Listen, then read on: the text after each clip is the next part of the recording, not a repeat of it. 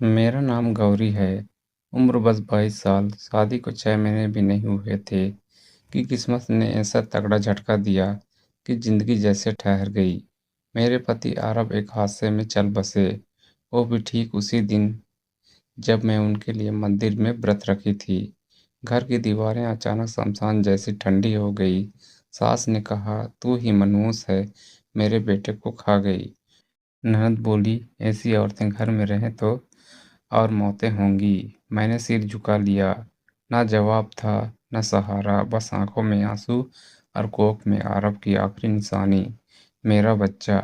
घर में सबने मुझे नफरत कर ली, सिवाय एक इंसान के, ससुर जी।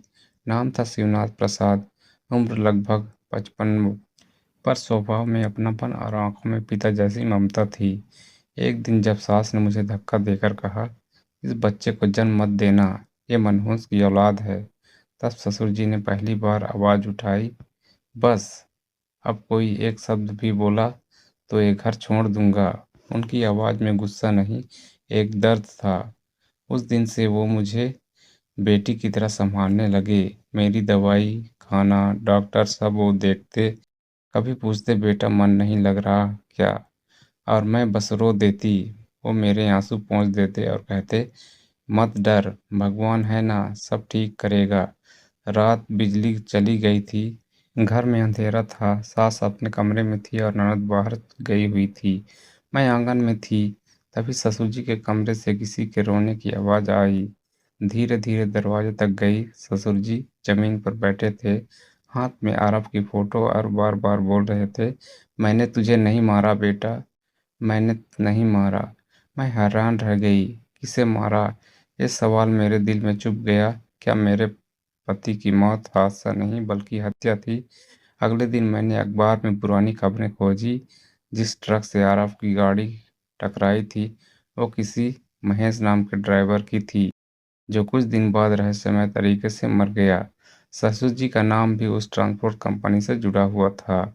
मेरा दिल बैठ गया। क्या आरफ की मौत के पीछे उनके अपने पिता का हाथ था, या कोई और सच्चाई छुपी थी?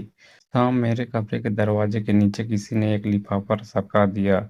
उसमें लिखा था, अगर सच्चाई जाननी है तो पुराने कारखाने में रात को 10 बजे आना।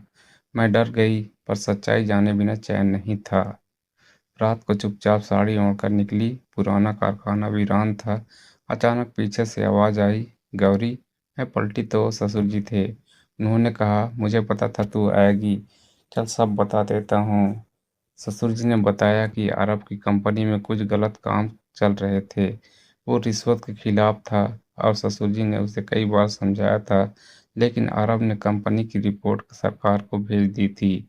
जिस ट्रक ने अरब की कार को टक्कर मारी, वो साजिश थी कंपनी के मालिकों की। अरब की मौत के बाद ससुर जी ने सबूत जुटाने शुरू किए, पर उन लोगों ने उन्हें भी ब्लैकमेल किया। कह दिया, अगर मुंह खोला तो तेरी बहू और उसके पेट में पल रहे बच्चे को भी नहीं छोड़ेंगे। वो रोज उस डर में जी रहे थे, और उसी अपराध बोध में कहते थे, मैंने नहीं मारा बेटा।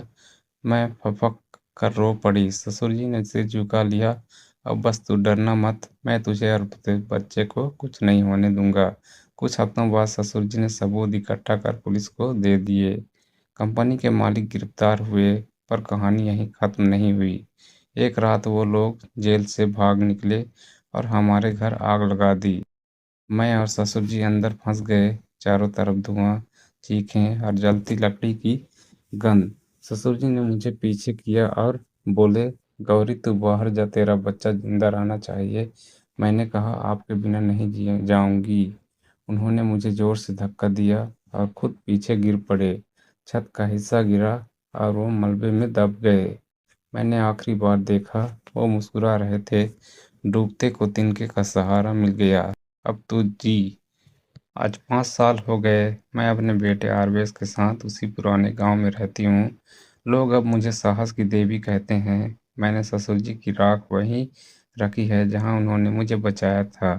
हर सुबह जब मैं अपने बेटे को स्कूल भेजती हूँ, तो आसमान की तरफ देखती हूँ, जैसे वो कह रहे हों, डर मत, मैं हूं ना।